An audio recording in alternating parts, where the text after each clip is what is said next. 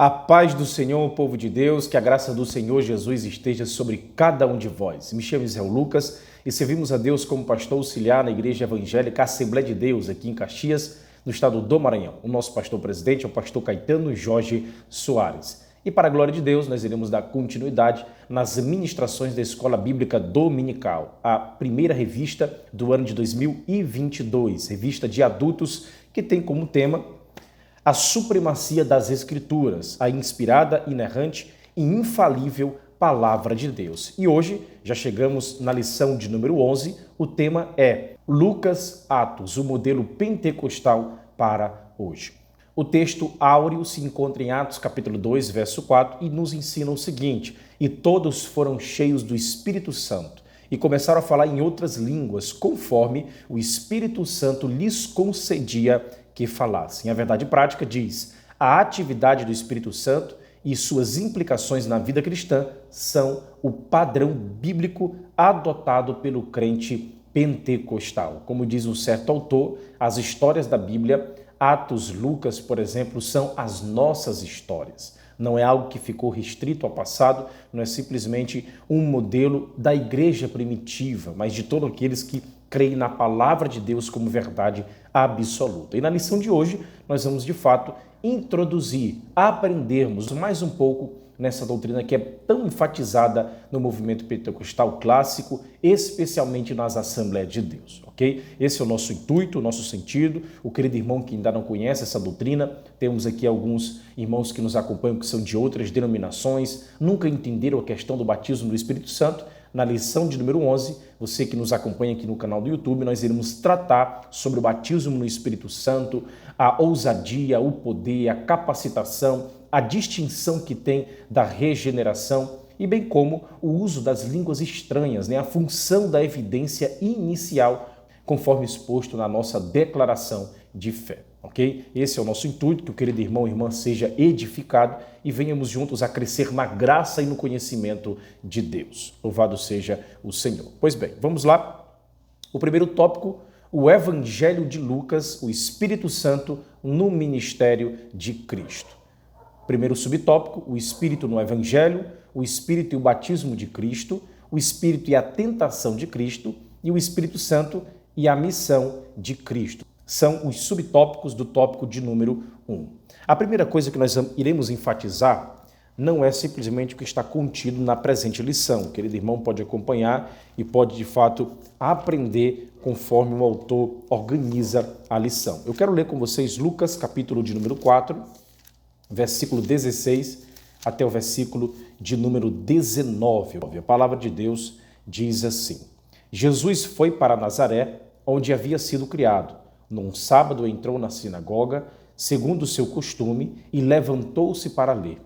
Então lhe deram um livro do profeta Isaías, e abrindo o livro achou o lugar onde está escrito: o Espírito do Senhor está sobre mim, porque ele me ungiu para evangelizar os pobres, enviou-me para proclamar libertação aos cativos e restauração da vista aos cegos, para pôr em liberdade os oprimidos e proclamar o ano aceitável do Senhor. Glória a Deus por isso.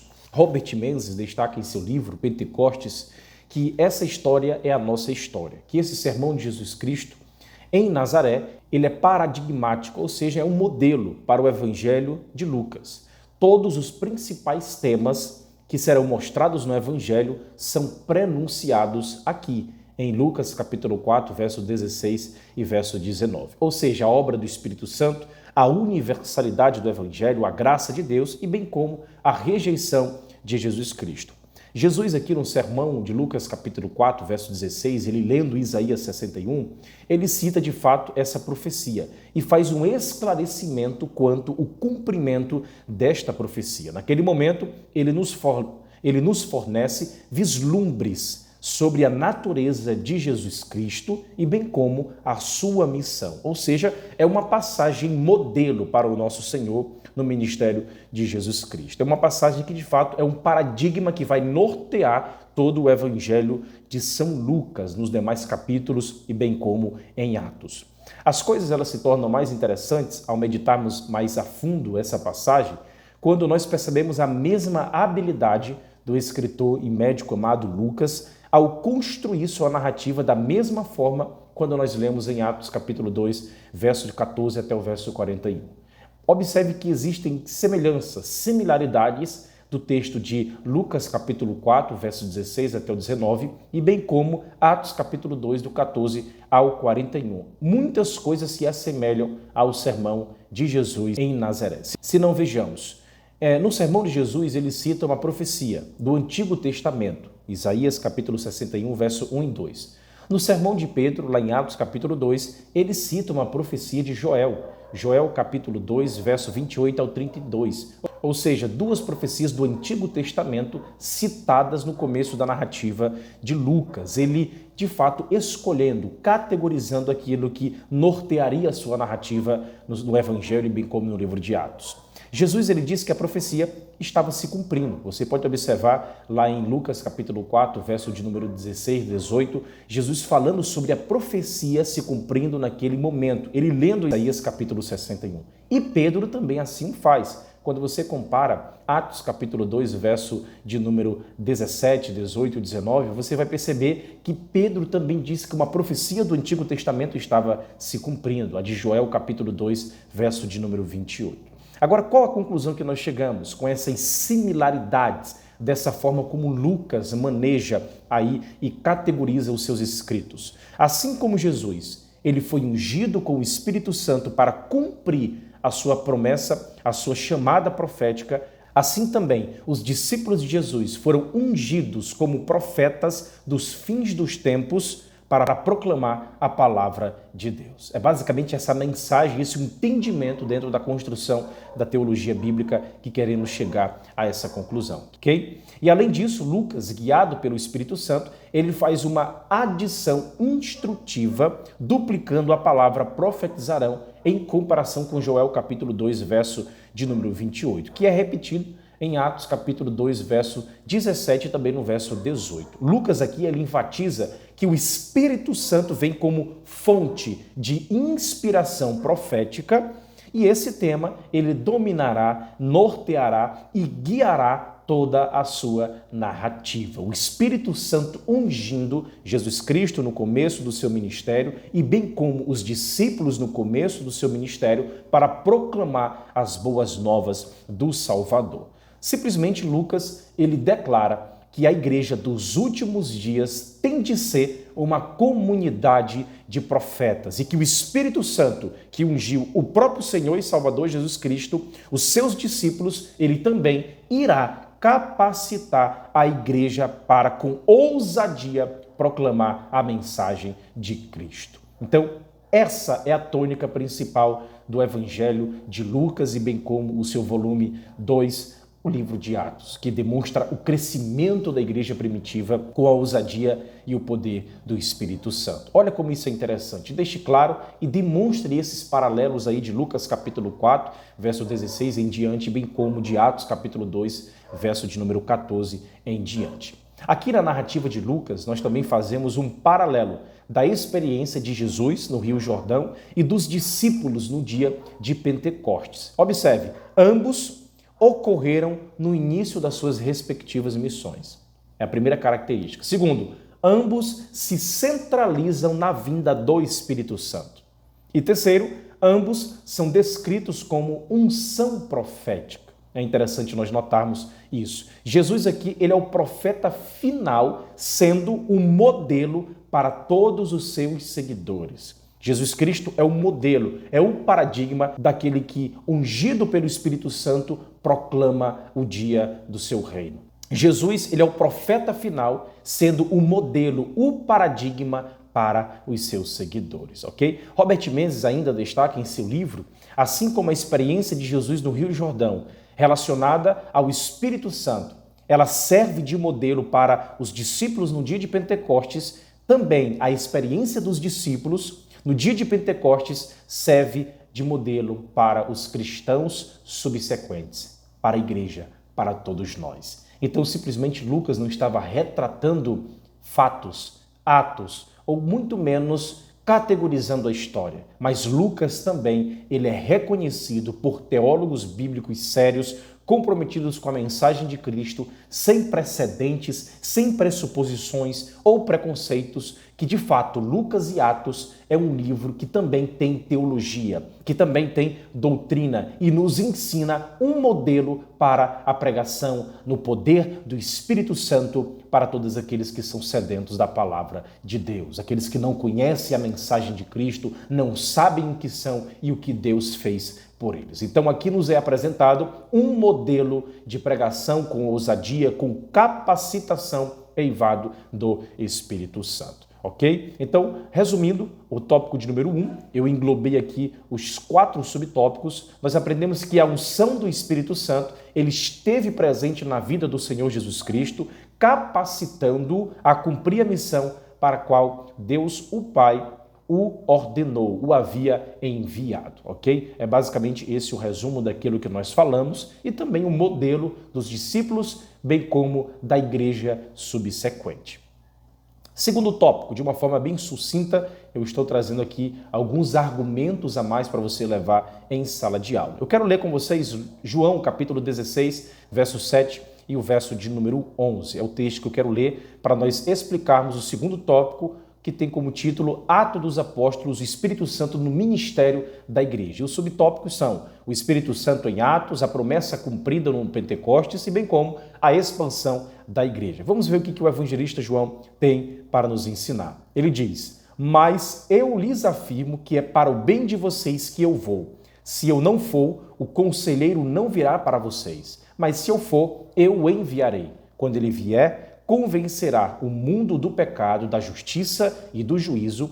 Do pecado porque os homens não creem em mim, da justiça porque vou para o Pai e vocês não me verão mais, e do juízo porque o príncipe deste mundo já está condenado. João capítulo 16, verso 7 até o verso de número 11. O que nós aprendemos aqui? Nós sabemos muito bem que Jesus Cristo ele cumpriu a promessa predita desde os tempos do profeta Joel. O livro de Atos, de fato, ele narra o começo da igreja. Lucas, ele enfatiza no seu escrito 2 coisas nesse tratado, nesse compêndio também teológico. Primeiro, ele demonstra que o evangelho avançou triunfalmente das fronteiras estreitas do judaísmo para o mundo gentil, apesar da oposição e apesar das perseguições. A segunda coisa que ele destaca é que nos é revelado no seu livro de Atos a verdadeira missão da igreja, que é no poder do Espírito Santo. E em segundo lugar também, Lucas revela a missão do Espírito Santo na vida e papel da igreja. É basicamente essas 2 ênfases que são demonstradas em Lucas e em Atos, ok? Uma coisa interessante nós notarmos é que quando nós lemos o livro de Atos, nós percebemos que os discípulos, que os judeus nos capítulos iniciais, eles estavam trancados, com medos, acovardados daqueles que o perseguiam. Mas, quando o Espírito Santo é derramado, eles continuam trancados. Mas agora não mais por medo, mas porque eles estavam cheios do Espírito Santo de Deus e não cessavam de pregar a sua palavra. A igreja, ela de fato, ela precisa do poder do Espírito Santo.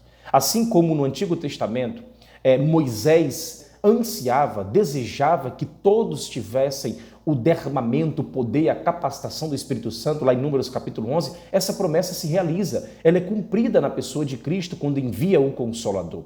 E a igreja precisa estar munida. Em Atos dos Apóstolos, nós percebemos o contraste, por exemplo, na vida de Pedro, antes do derramamento e depois do derramamento. A capacitação que o poder do Espírito Santo lhes proporcionou, a ousadia de pregar a mensagem de Deus. Então, qual a conclusão que nós chegamos? Aplicando, a igreja precisa do poder do Espírito Santo. Sem esse poder não existe conversão, sem esse poder não existe testemunho, sem esse poder, de fato, a palavra nem pode ser pregada, ministrada, sem esse poder não há crescimento. Sem o poder do Espírito Santo não existe missões. Então, tudo o que nós fazemos, tudo o que construímos, todas as estratégias, por mais brilhantes e complexas e bem pensadas que sejam, se não tiver o agir e o poder do Espírito Santo, nós não iremos a lugar nenhum.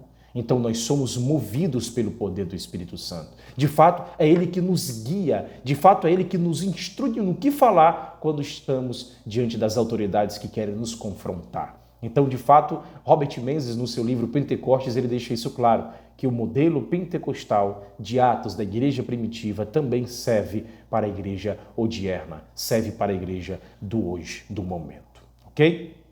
Além disso, nós percebemos aqui, nos versos 4, 5 e 8 do capítulo 1 do livro de Atos, a atuação do Espírito Santo, de fato, foi resultado de uma espera obediente. Assim como na narrativa já contida em Lucas capítulo 24, verso 49. Ele diz o seguinte: e eis que sobre vós envio a promessa do meu Pai, ou de meu Pai. Ele diz: ficai, porém, em Jerusalém, até que do alto sejais revestidos de poder. Ou seja, a obra do Espírito Santo não é feita pela força do homem. Ela é feita no poder do Espírito Santo. Não esqueça disso. Não é da forma como alguns grupos pensam. A obra do Espírito Santo não é feita pela força do homem, mas sim no poder do Espírito Santo. Não são líderes e pastores com cultos, com emocionalismo barato, centrados no antropocentrismo, que irão de fato fazer com que o Espírito Santo lhes atenda com misticismo ou simplesmente com algumas ênfases exageradas com aquilo que o Espírito Santo poderia fazer. Mas não é assim. Não somos nós que dizemos: Espírito Santo faz isso, batiza assim, faz aquilo, sustenta, levanta, senta. Não somos nós que devemos ser guiados pelo Espírito Santo. Quando abrimos a palavra, pregamos a palavra, é isso que o Espírito Santo de fato quer que façamos. Aquilo que é feito, aquilo que nós temos no meio da comunidade, de fato é chancelado, é aprovado pelo poder do Espírito Santo, quando o nosso intuito é glorificar ao nome de Deus. Seja no uso dos dons espirituais, seja de fato na pregação e exposição da palavra, seja simplesmente num choro, numa alegria, numa exultação, num romper em glória, você faz para a glória do Senhor e não por causa do homem, e não por causa de um pregador que soltou uma frase de efeito, ou não simplesmente pelo fundo musical, ou pela luz baixa da igreja. Não, isso são subterfúgios humanos, mas o que de fato faz com que sintamos a presença de Deus é a pregação da sua palavra, é o espírito da palavra, é de fato a exposição das sagradas escrituras que geram o verdadeiro poder, avivamento no coração do crente. Então deixe claro isso em sala de aula.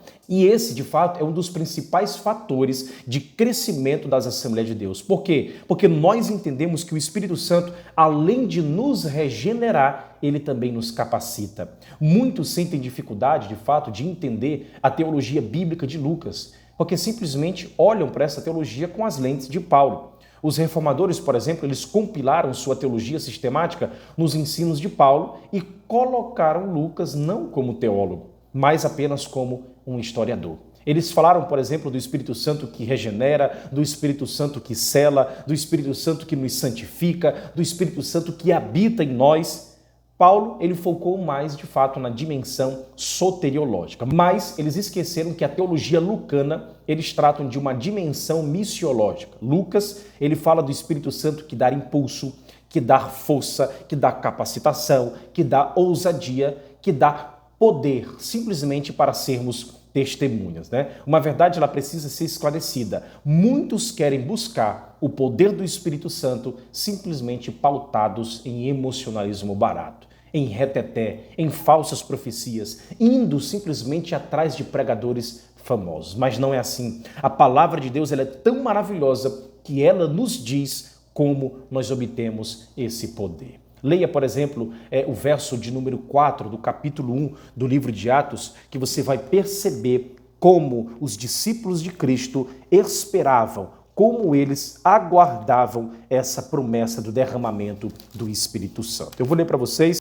a palavra de Deus diz assim: todos estes perseveravam unânimes em oração com as mulheres, com Maria, mãe de Jesus, e com os irmãos deles. Ou seja, a espera é obediente, é orar com unanimidade, perseverar unânimes, todos juntos com o mesmo propósito e com o mesmo desejo. Se você quer ser cheio do Espírito Santo de Deus, esteja ligado, esteja em fraternidade, esteja em comunhão com seus irmãos, com o mesmo propósito de glorificar, de exaltar e de bendizer o nome de Deus. O batismo do Espírito Santo não é uma segregação. O batismo no Espírito Santo não é um divisionismo. O batismo no Espírito Santo não é para dizer que eu sou mais espiritual que uma pessoa, que eu sou melhor do que ela, que eu tenho o Espírito Santo, ela não tem. Não, isso é um pensamento totalmente equivocado. Tá? O batismo no Espírito Santo nos dá ousadia, poder para sermos testemunhas eficazes do Deus da comunidade, do Senhor que morreu pela igreja. Então nós devemos amar o nosso irmão, amar o nosso próximo, porque nós temos em vista a glória do Senhor. Simplesmente não é para mim, o batismo não é para dizer que eu sou melhor, mas é para apontar para aquele que tem toda a honra, toda a glória e todo o poder. Observem, por exemplo, o resultado dessa espera obediente. Em Atos capítulo 1, verso 14, nos é ensinado como ser batizado. Em Atos capítulo 2, verso 1 e 4, nos é apresentado o derramamento do Espírito Santo. Observe Atos capítulo 2, verso de número 1 até o verso de número 4. A palavra de Deus diz assim: ao cumprir-se o dia de Pentecostes, estavam todos reunidos no mesmo lugar. De repente veio do céu um som, como de um vento impetuoso, e encheu toda a casa onde estavam assentados. E apareceram distribuídas entre eles línguas como de fogo, as quais pousaram sobre cada um deles. Todos ficaram cheios do Espírito Santo e começaram a falar em outras línguas, segundo o Espírito lhes concedia que falassem. Uma coisa é ter o Espírito Santo, outra coisa é o Espírito Santo nos ter. Uma coisa é o Espírito Santo estar presente, outra coisa é o Espírito Santo ser o nosso presidente. Uma coisa é ser habitado, outra coisa é ser cheio. O projeto de Deus para nós, assim como é descrito em Atos capítulo 2, é que todos nós devemos ser cheios do Espírito Santo. Se você está cheio do Espírito Santo, os seus lábios eles vão se abrir. Teremos não mais um sermão, mas vários sermões pregados durante a semana. Ser batizado do Espírito Santo é uma capacitação evangelística dada por Deus. A igreja primitiva ela cresceu tanto no poder do Espírito que em Atos capítulo 1, verso 15, tinham apenas 120. Atos capítulo 2, verso 41, vai para 3.120. Em Atos capítulo 4, verso 4, vai para 8.120 convertidos. É um dos fatores que determinam o crescimento das igrejas pentecostais clássicas, especialmente a Assembleia de Deus. Um fator que simplesmente demonstra a clareza dessa mensagem. Olha, por exemplo, um dos slogans do movimento clássico do pentecostalismo, ele fala que Jesus salva, Jesus cura, Jesus batiza no Espírito Santo e em breve voltará. Quantas e quantas pessoas foram alcançadas por essa mensagem? Quantas e quantas comunidades que não tinham acesso a nenhuma política pública foram alcançados pelo poder do Evangelho, com missionários cheios do Espírito Santo, nos maiores rincões desse Brasil, sem nenhum apoio, simplesmente porque escutaram uma mensagem, uma palavra de Deus e foram pregar o Evangelho. É isso que Deus quer e espera de nós, que venhamos de fato pregar o seu Evangelho, não para ser números em uma contagem de uma comunidade bem complexa, que a tradição fala mais alto. Não. O nosso intuito é pregar o Evangelho para que pessoas sejam alcançadas e conheçam o seu Salvador. É pregar o Evangelho com ousadia para que haja capacitação para que mais pessoas sejam alcançadas. O batismo no Espírito Santo não é para mim, mas é para que eu sirva melhor os meus irmãos. O batismo no Espírito Santo, de fato, nos traz uma comunhão mais profunda com Deus, mas essa comunhão deve refletir no meu caráter diário, no meu agir, na minha pregação, na minha ousadia, para que eu seja capacitado continuamente a pregar a esse Evangelho. Louvado seja Deus. Então, a manifestação do Espírito Santo em Atos dos Apóstolos revela a inauguração da história da igreja como agência de Cristo. E nós, para a glória de Deus, somos a continuação daquilo que Deus de fato quer que façamos. Pregue o Evangelho no poder do Espírito. Pregue o Evangelho na ousadia e capacitação do Espírito Santo. Então, é uma promessa para todos. É uma promessa para toda a comunidade que crê. É uma promessa para toda a igreja. Não é exclusivo de uma placa, de uma denominação ou simplesmente de algum movimento. Não, mas é uma promessa para quem entende a palavra de Deus, assim como ela é, sem precedentes, sem antecedentes ou simplesmente uma visão distorcida daquilo que a palavra de Deus de fato nos ensina. Muitas pessoas tendem a rejeitar o batismo no Espírito Santo por causa de alguns exageros que vêm em outras comunidades, por causa de algumas falhas, por causa de algumas máculas que algumas comunidades demonstram serem. Mas, de fato, não é isso que é batismo no Espírito Santo. Siga o modelo bíblico. Siga o que a palavra de Deus nos ensina e você verá Deus agindo através da tua vida de forma mais eficaz. Então isso é uma promessa bíblica e não é algo que as comunidades do século XIX e XX inventaram, mas é uma promessa bíblica que há muito tempo estava esquecida e renegada ao longo da história da igreja. Nós vemos aí alguns vislumbres em alguns momentos da história da igreja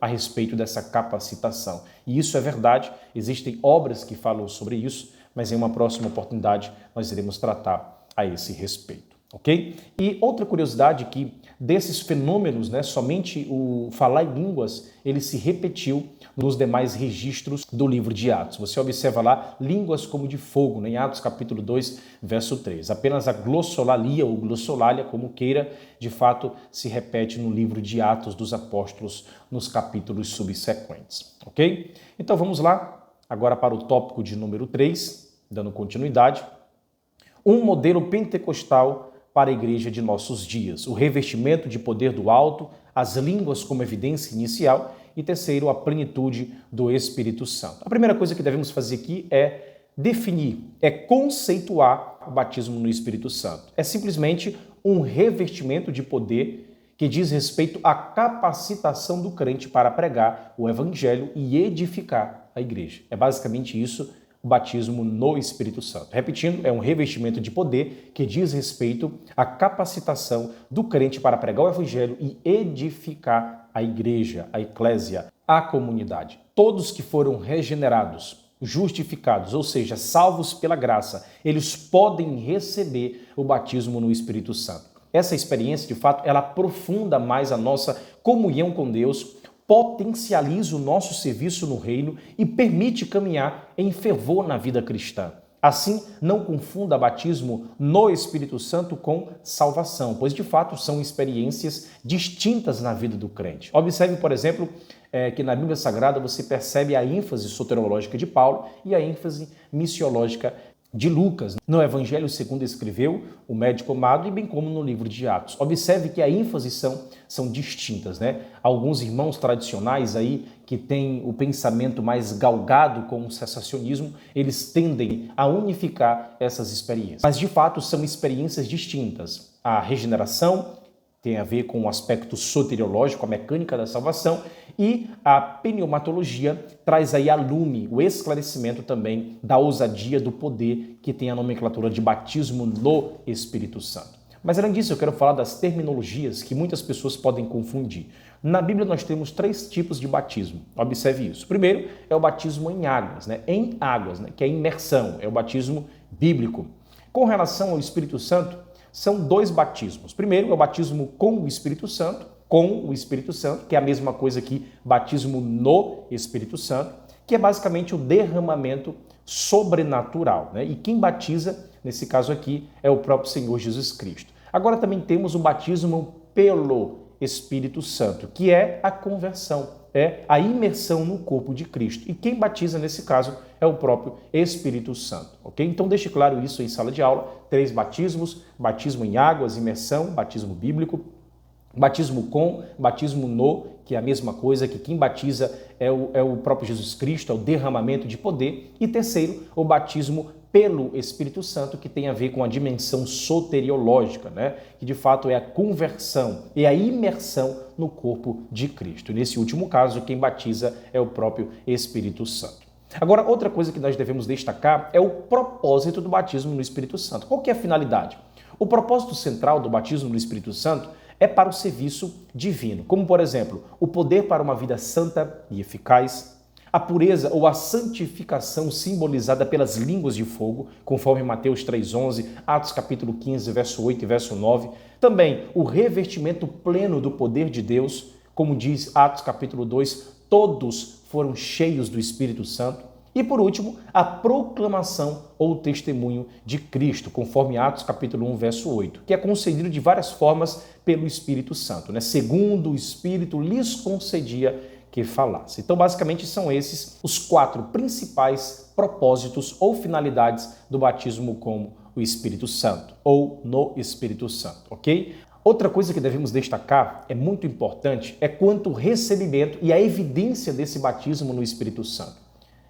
Atente-se, nem todos os crentes em Jesus são batizados no Espírito Santo, apesar de a promessa divina ser para todas as pessoas que se convertem ao Senhor Jesus Cristo em todos os lugares e em todas as épocas. Mas, de fato, todas essas pessoas que foram convertidas, elas têm o Espírito Santo, ok? Mas nem todas são batizadas por busca, por simplesmente não acreditarem, por simplesmente terem algum certo de preconceito, um receio, mas é uma promessa para todas as pessoas. Nós cremos assim e pode acontecer também com você, ok? A ênfase no movimento pentecostal é essa, que todos podem ser batizados. E nós incentivamos que a pessoa busque unanimemente, em amor, em alegria, em comunhão, sem uma frustração prévia, simplesmente deixa acontecer. Deus irá tomá-lo, Deus de fato irá capacitá-lo naquilo que Ele quer que você faça. Mas busque